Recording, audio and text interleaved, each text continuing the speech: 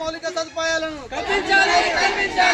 కల్పించాలి ప్రభుత్వ పాఠశాలలో మౌలిక సదుపాయాలను వర్తించాలి ప్రభుత్వ పాఠశాల ఉపాధ్యాయ పోస్టులను వర్తించాలి ప్రభుత్వ పాఠశాల ఉపాధ్యాయ పోస్టులను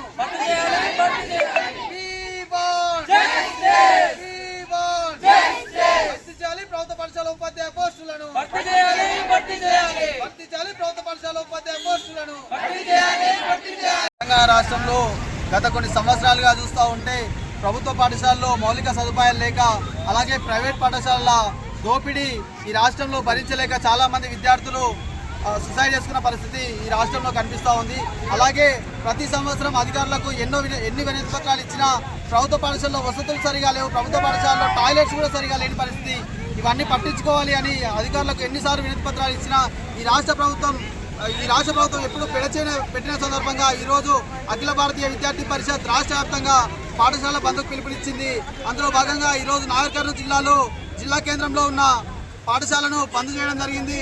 ఈ రాష్ట్ర ప్రభుత్వానికి ఎన్నిసార్లు విన్నవించుకున్నా ఉపాధ్యాయ పోస్టులు భర్తీ చేయని ఈ రాష్ట్ర ప్రభుత్వం ఉన్నా ఒకటే లేకున్నా ఒకటే ఈ రాష్ట్ర ప్రభుత్వానికి ఏబీపీ ఈరోజు పెద్ద ఎత్తున డిమాండ్ చేస్తూ ఉంది. ఈ రాష్ట్రంలో ఉన్న 24,000 ఉపాధ్యాయ పోస్టులను వెంబడే భర్తీ చేయాలి.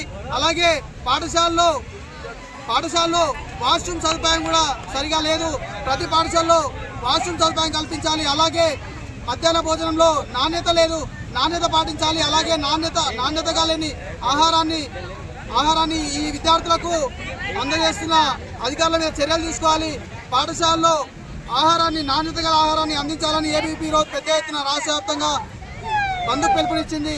ఇందులో భాగంగా ఈరోజు ఇక్కడ పాఠశాల బంద్ చేయడం జరిగింది. అలాగే ఈ రాష్ట్రంలో ప్రైవేట్ పాఠశాల దోపిడీకి అడ్డుకట్ట లేకుండా పోయింది. ప్రైవేట్ పాఠశాల మీద చర్యలు తీసుకుంటామంటున్న ఈ రాష్ట్ర ప్రభుత్వం ఇప్పటి వరకు కూడా ప్రైవేట్ పాఠశాల మీద ఎటువంటి చర్యలు తీసుకుంటలేదు, ఫీజు నియంత్రణ చట్టం తీసుకొస్తలేదు. అలాగే ప్రైవేట్ పాఠశాలలో 25% పేద విద్యార్థులకు సీట్లు ఇవ్వాలని నియంత్రణ చట్టంలో ఉన్నప్పటికీ ఇప్పటికి కూడా ఈ రాష్ట్ర ప్రభుత్వం పెడచేయన పెట్టి ప్రైవేట్ పాఠశాల విషయంలో అసలు పట్టించుకోవడం లేదు. అవి పట్టించుకోవాలన్న ఆలోచనతో ఈరోజు రాష్ట్ర వ్యాప్తంగా విద్యాసంస్థల బంద్ను ఏబీపీ పిలుపునిచ్చింది. అందులో భాగంగా ఈరోజు సహకరించిన ప్రతి విద్యార్థికి ధన్యవాదాలు తెలుపుతున్నాం. భారత్ మాతాకి జై.